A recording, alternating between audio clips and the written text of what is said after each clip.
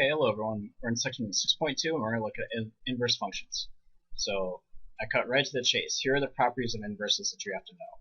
But first, the domain of a function is the range of its inverse. So remember here, this notation means inverse. It doesn't mean exponent.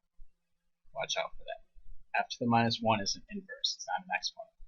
So the domain of a function is the range of the inverse and vice versa. The range of the function is domain of the inverse. So they're opposites. Domain of one is the range of the other. Properties 3 and 4 is that if you do composition with a function its inverse, you always get the identity function out. And this is one way to test if functions are inverses. If you're ever asked a question, are these two function inverses? Well, compose them with each other. If you get out x both ways, the answer is yes. If you don't, the answer is no.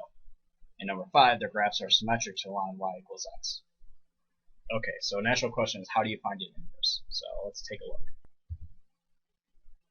Okay, so here I have a function f of x equals 3x plus 1 over x minus 1. So again, we have another rational function. This function is 1 to 1 over its entire domain, which is collection of x's such that x is not 1. That would cause division by 0. And remember, only 1 to 1 functions have inverses. So since this function is 1 to 1, we're going to find the inverse. So step by step. Step number 1. Replace f of x with y. So this is one of the few times where we don't want to be in function notation. So I'm going to put a y in there. So y equals 3x plus 1 over x minus 1. Step 2. We're going to switch. If the domain of the one is the range of the other and vice versa, that means for a function its inverse, they're going to be opposites. So we're going to make all the x's turn into y's, and we're going to make the y turn into an x. That's that idea of the domain of one as being the range of the other. So the domain is all the x's and the range is all the y's. So here's my y, it's going to turn into an x, and I'm going to change every single x value to a y. Okay, step 3. We need to solve this equation for y. So let's see, how are we going to do that? So first, I'm going to take both sides and I'm going to clear the fractions. So I'm going to multiply both sides by y minus 1. Let's see, get some more space here by magic. So here, I'm going to clear all the fractions. Right hand side I get 3y plus 1, and the right hand side I'm going to distribute this x. So I get yx minus x. Now I'm going to get all y terms on one side.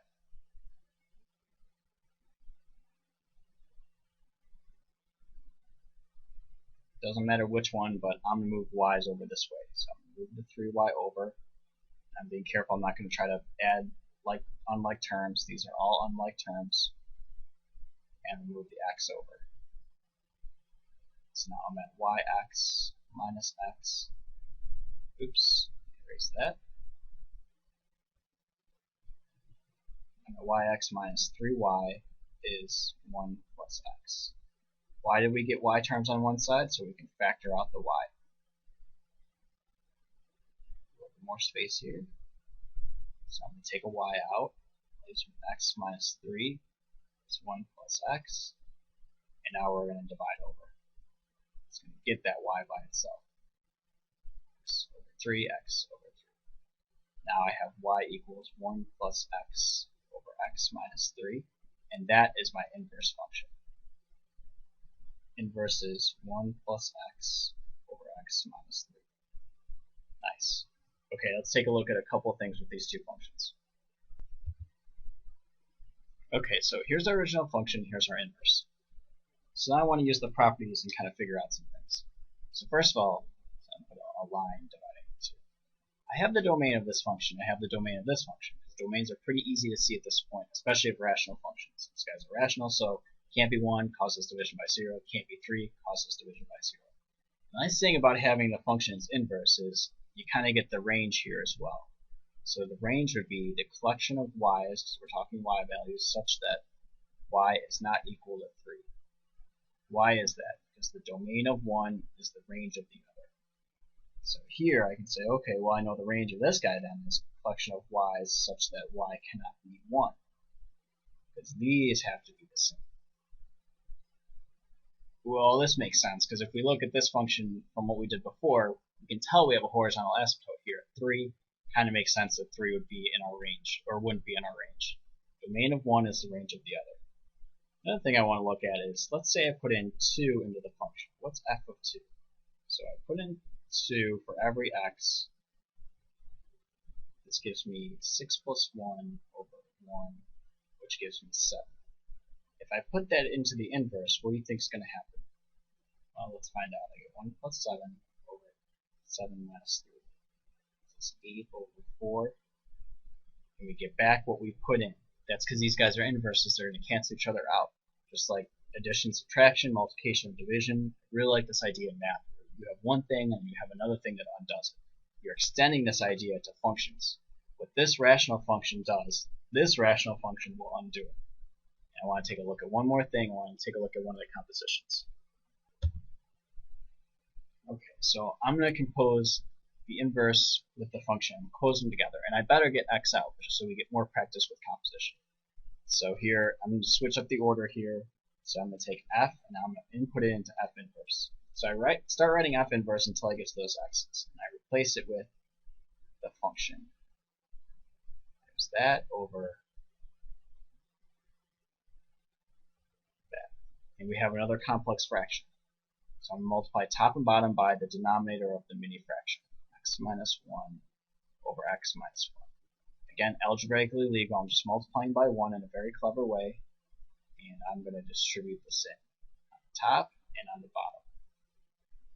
So let's see, this gives me 1 times this is going to be 1 times x minus 1 plus, when it goes to here, it's going to cancel out the bottom. So I get a 3x plus 1. On the bottom, when it goes to here, it's going to cancel out that x minus 1 on the bottom, and give me 3x plus 1 minus 3. Now, I wrote this just so you see distribution, but that distributing into 1 is not going to do anything. Bottom will collect up like terms. So let's see what happens here. Oops, and I almost made a mistake. Almost screwed up distribution, my favorite property. I was a little worried, but I caught it. Distributing that minus 3 gives me minus 3x plus 3. Now I'm going to combine like terms. So the minus 1 and the 1 go, and x plus 3x gives me 4x. In the bottom, the x's cancel, and 1 plus 3 is 4. 4x over 4 gives me x, and I get the identity function. Alright, I think that is good enough for composition and for inverses. And we're going to do, what's the inverse of a smiley face? A super smiley